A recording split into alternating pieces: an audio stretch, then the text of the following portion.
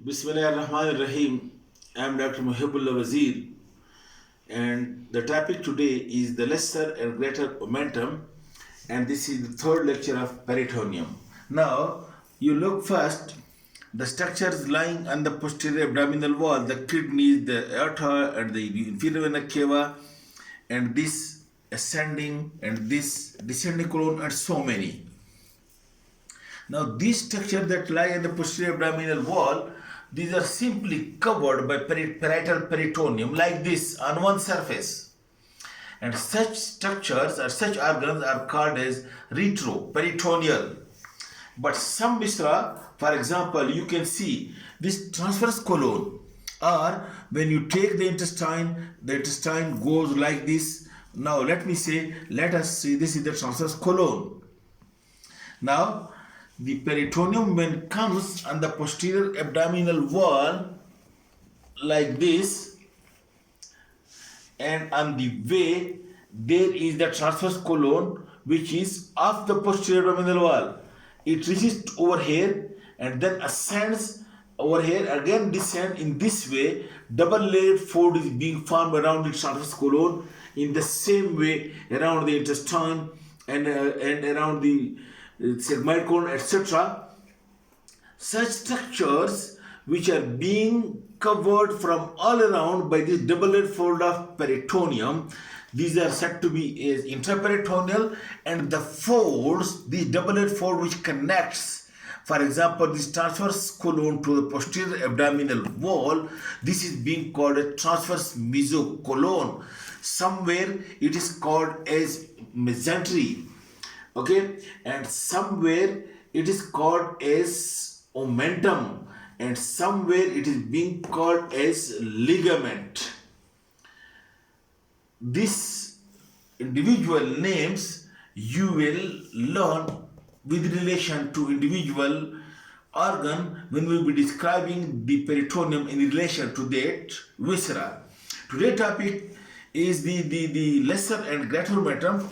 Then you note, look, this is the liver, and then you can see this is the stomach, and this you can see this is the transverse colon, and then you look over here, the stomach, this is the esophagus, and the stomach become continuous. Just look, the stomach become continuous with this C-shaped duodenum, and in the concavity of the duodenum lies this the pancreas. Just note, and this is the mesentery of the transverse colon, which is called a transverse mesocolon. Note, and now note another point, that this space behind over here the stomach, this space, I told you, this is the lesser omentum, this is the omental bursa or lesser sac, and this opening through which this omentum, this lesser sac become continuous with the greater sac, this opening or this channel is being called as epiploic foramen. Okay, now what is lesser omentum? Look, the lesser omentum and the lesser sac and greater sac, I told you. Look, this is the greater sac and this is the lesser sac, which lies, this lesser sac which lies behind the stomach, and this is the connection which is the epiploic foramen. Now the lesser omentum is a double layered fold of peritoneum. Note again, look over here, this is the inferior surface of liver, and this is the esophagus, and this is the lesser curvature of stomach, and this is the greater curvature of stomach. So a double layered fold of peritoneum that extends between the stomach and the liver, this double layered fold of peritoneum that extends between the stomach and liver, and you know over here this is forming the anterior wall or anterior boundary of the lesser sac. This double-layered fold of peritoneum is being called as lesser omentum. Now note this point. What is lesser omentum? It is a double-layered fold of peritoneum. Simple. It is a double-layered fold of peritoneum that extends between the upper border of the stomach and the first upper part of the duodenum. Look, from over here starts the duodenum. So this double-layered fold of peritoneum between the stomach and this first part of the duodenum and the liver, this is being called as lesser omentum. This double-layered fold extending between the two, this is called as lesser omentum. Okay. Now, what are its attachments? Superiorly, this double-layered peritoneum is being attached into this fissure for ligamentum venosum and around this porta hepatis in the form of inverted L. Look like this, inverted L. This double-layered fold is attached over here. The two layers are attached to this fissure for ligamentum venosum, and then the two layers are being attached over here like this around the porta hepatis like this, and then these two layers descend downward and is attached to this right border of the esophagus, then to this lesser curvature of the stomach, and then the first part of the duodenum, which is being attached over here like this. And it is also called as hepatogestic ligament, and the part of the lesser omentum that extends between the stomach and the liver, that is hepatogestic ligament, and the part of the lesser omentum that extends between the liver and the first part of the duodenum, that is being called as hepatoduodenal ligament as well.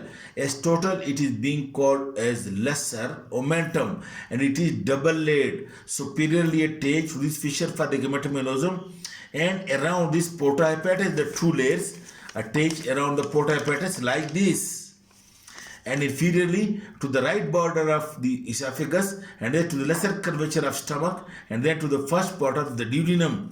And over here, lying between the two layers, you can see this is the anterior layer and this is the posterior. Lying between the two layers, over here you can see the right and the right and left gastric arteries. It lies between the two layers of the lesser omentum. And then the lesser omentum, after being attached over here, it passes the two layers of the lesser omentum. It passes, one layer passes anterior to the stomach and one layer passes posterior to the stomach, and that becomes the greater omentum. We will discuss later on. But you see over here that at the right border, the two layers of the lesser omentum anterior posterior layer, they are being continuous with one another, and this right border is being closed.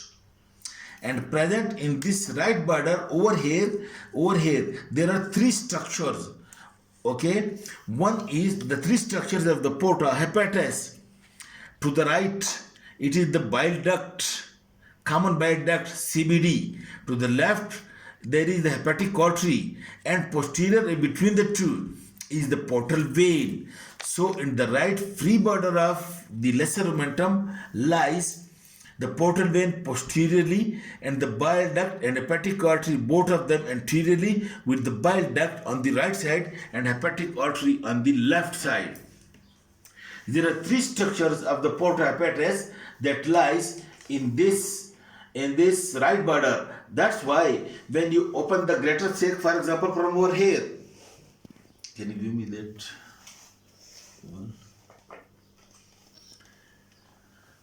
When you do surgery for the gallbladder, when you give a cut incision over here and enter your hand into the greater sac of peritoneum, then what you do, immediately the surgeon passes the fingers over here to the epiphyseal foramen and feels this CBD and hepatic artery and portal vein, and then we want to see any stone being present in the CBD. So over here lies the common bile duct on the right side, hepatic artery on the left side, and between the two and posterior lies the portal vein.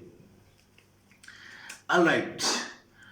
In this way, you can see lying between the two layers of the lesser omentum are number 1, the left gastric artery, and number 2, the right gastric artery, these arteries, and number 3, in the right border lies over here the portal vein, the bile duct, and the hepatic artery. And at this point, again make it clear over here. Look, over here, this is the epiploic foramen or foramen of Winslow that passes into the omental bursa or lesser sac of peritoneum. And what are the boundaries of this epiploic foramen? Now look from above. It is bounded by this caudate lobe, and this is caudate process. From above it is bounded by this caudate lobe and caudate process of liver. And from below, look, the stomach get continuous with the first part of the duodenum. So from below, this epiploic foramen is bounded by this first part of the duodenum, and from anterior side it is bounded by this right free border of the lesser omentum, and from posterior side it is bounded by this inferior vena cava and aorta, but being covered, it is being covered by parietal peritoneum. In this way, when you put your finger over here, if you pass it superiorly, it will touch the caudate process. If you pass it inferiorly, it will touch the first part of the duodenum. If you pass it superiorly, it will touch the right border of the lesser omentum. And if you pass posteriorly, it will touch the inferior vena cava and the aorta. And this is the epiploic foramen of Winslow, or auditus to the lesser sac, or the connection between the lesser sac and the greater sac. Okay, so this is the lesser omentum and the epiploic foramen, and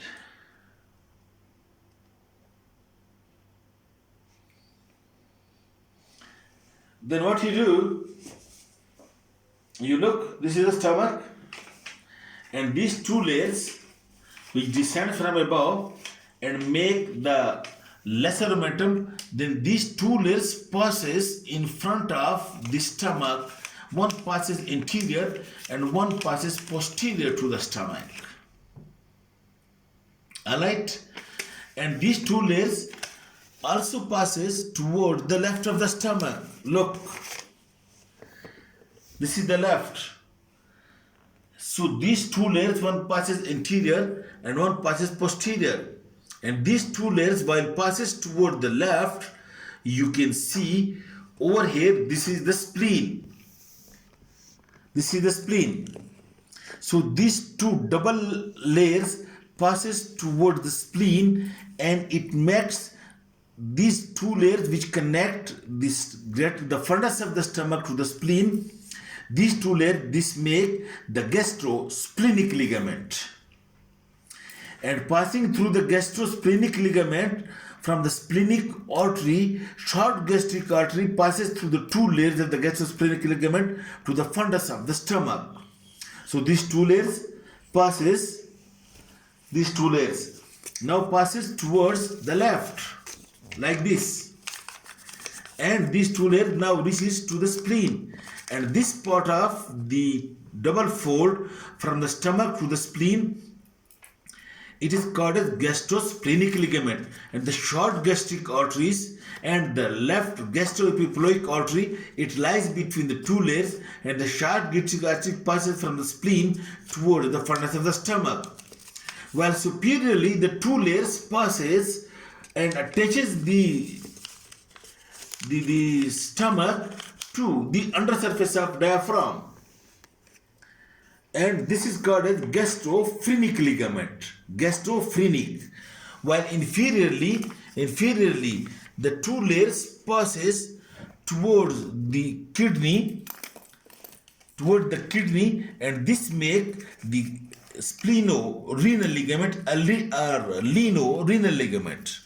In this way, toward the left of the stomach, gastrosclinic to the diaphragm, gastrosplenic to the spleen, and then the spleno-renal or leno-renal ligament that connects the spleen to the kidney, and over here between the two layers lies the splenic artery. You note that's over here.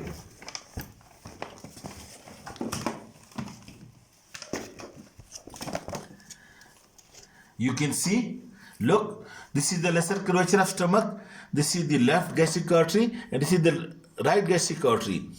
And over here, look, this is the right border of the lesser omentum, and it contains, look, to the most right, this green bile duct, and to the left, the hepatic artery, and between the two lies the portal vein. While, look, along the greater curvature, look, the two layers passes toward the spleen, and this make the gastrosclinic ligament, and these short arteries from this splenic artery, look, this is the big splenic artery, this is the pancreas, and this is the spleen. This splenic artery passes between the two layers of the spleno-renal ligament, while the short gastric artery passes toward the stomach between the two layers of the gastrosclinic ligament, and the upper part of the stomach is being connected to the diaphragm through the gastrosclinic ligament. And this is all about the lesser omentum, this part which the extension of the peritoneum along the greater curvature to the spleen and the kidney and to the diaphragm. This is actually the part of the greater omentum which I am going to discuss in the next lecture. Okay, thank you very much.